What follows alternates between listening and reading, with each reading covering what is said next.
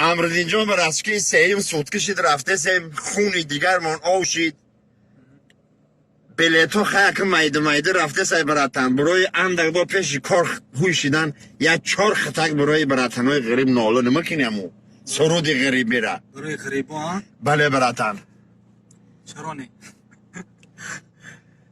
این چی قسمت از وطن دور شدم پریشان خاطر و رنجور شدم من کی از دور کنم یاد بتو من کی از منزل خود دور شدم من کی از منزل خود دور شدم ما و تو دورم ز خویشان از پدر از مادر جان تو بیا جان شیرین یاد دارم مادر جان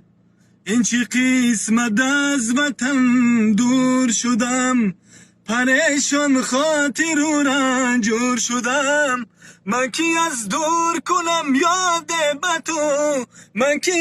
از منزل خود دور شدم من کی از منزل خود دور شدم در غریبی سوی دوستان میروم من مسافر شاد و خندان میروم در غریبی سوی دوستان میروم من مسافر شاد و خندان میروم من مسافر باغ و بوستان نیست مرا من مسافر باغ و بوستان نیست مرا من شو دلگیر به سوی یاور میروم من شو دلگیر به سوی یاور میروم این چی قسمت از وطن دور شدم پریشان خاطر و رنجور شدم من کی از دور کنم یاد بتو من کی از منزل خود دور شدم من کی از منزل خود دور شدم